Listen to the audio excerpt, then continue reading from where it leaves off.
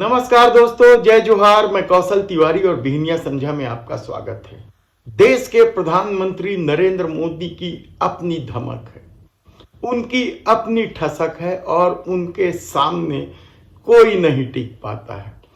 तीनों राज्यों के चुनाव परिणाम ने साबित कर दिया है कि देश के प्रधानमंत्री नरेंद्र मोदी सिर्फ जीतना जानते हैं।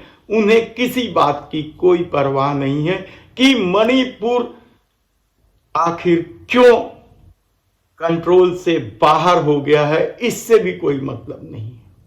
न ही संसद से हकाले गए सांसदों को लेकर ही उनकी कोई चिंता है। उनकी अपनी चिंता कुछ और है। वह चिंता है हर हाल में 2024 को जीतना। लेकिन हम बता दें कि तीनों राज्यों के चुनाव जीतने के बाद देश के प्रधानमंत्री नरेंद्र मोदी ने कल फिर एक बड़ी जीत दर्ज की है और यह जीत है साक्षी मलिक जैसे पहलवानों को पहलवानी छोड़ देने को मजबूर कर देना।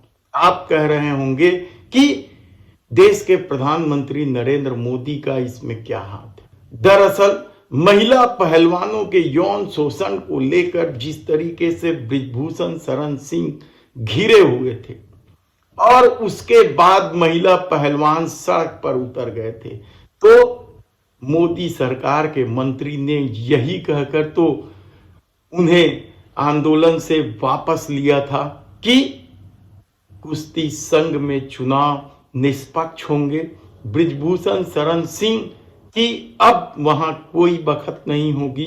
लेकिन कल हुए चुनाव में जिस तरीके से बृजभूषण शरण सिंह के करीबी संजय सिंह ने जीत दर्ज की, 47 वोटों में से 40 वोट उन्हें मिले और उनके खिलाफ चुनाव लड़ रही राष्ट्रमंडल खेलों के विजेता पहलवान अनीता श्योरान को केवल 7 वोट मिले।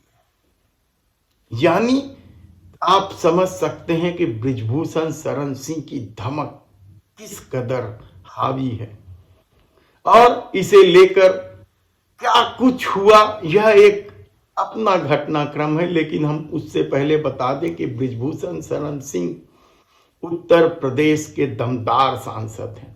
कहा जाता है कि उनके प्रभाव क्षेत्र में 7-8 सीटें आती हैं और उन्हें सत्ता का पूरा समर्थन प्राप्त है। यही वजह है कि तमाम कोशिश के बाद भी ना तो उनकी गिरफ्तारी हुई और न ही उनकी ठसक ही कम हुई। देश के प्रधानमंत्री नरेंद्र मोदी के सबसे चहेते सांसदों में से उनकी गिनती होती है। हालांकि इस तरह के सांसद हमेशा ही नरेंद्र मोदी के चहेते रहे हैं, जो दबंग हो, जो इस तरह के अपराधों में लिप्त हो। देश के प्रधानमंत्री नरेंद्र मोदी के आजू बाजू आपको कभी भी दिखाई पड़ सकते। उन्होंने तो देश के गृह मंत्री किसे बनाया है उसे बताने की जरूरत नहीं है।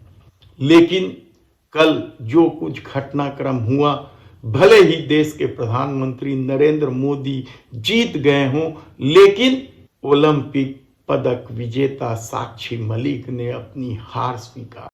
अंत में हम तो 40 दिन सो रहे थे, लेकिन मैं सभी तमाम देशवासी जो भी हमारे प्रोटेस्ट में आए, दूर दूर से आए, बूढ़ी महिलाएं आई, बहुत सारे लोग ऐसे आए जिनके पास खाने कमाने के लिए नहीं है, फिर भी हमें सपोर्ट करने आए।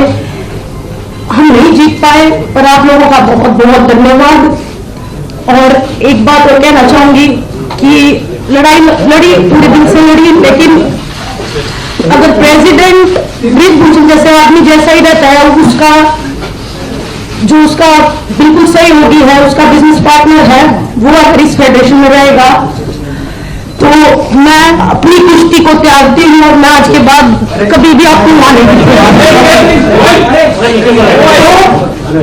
बस सभी देशवासियों को धन्यवाद जिन्होंने आज तक इतना मेरा सपोर्ट किया और मुझे इस। हालांकि यह राहत की बात हो सकती है कि पराजित पहलवानों के खेमे से महासचिव और उपाध्यक्ष 2 पद जरूर उन्हें मिल गए, लेकिन पूरा घटनाक्रम बता रहा है कि देश के प्रधानमंत्री अब भी अपनी ठसक धमक के दम पर किसी को भी जिता सकते हैं। याद कीजिए, आप तीनों राज्यों में देश के प्रधानमंत्री नरेंद्र मोदी ही तो चेहरे थे। जो पार्षद चुनाव नहीं जीत सकते थे, जो ठीक से राजनीति जानते नहीं थे, वे सब देश के प्रधानमंत्री नरेंद्र मोदी के चेहरे के आश्रय जीत गए। तो फिर संजय सिंह के जीतने को लेकर साक्षी मलिक बवाल क्यों मचा रही? क्या है पूरा खेल? बहरहाल देश के प्रधानमंत्री नरेंद्र मोदी ने एक और जीत दर्ज कर ली है और अब इस जीत पर किस तरीके से खुशियां मनाई जाएगी, कुश्ती संघ किस तरीके से चलेगा, यह देखने की बात नहीं है, यह समझने की भी बात नहीं है, क्योंकि आने वाले दिनों में देश के प्रधानमंत्री नरेंद्र मोदी इसी तरीके से जीत दर्ज करते रहेंगे। धन्यवाद।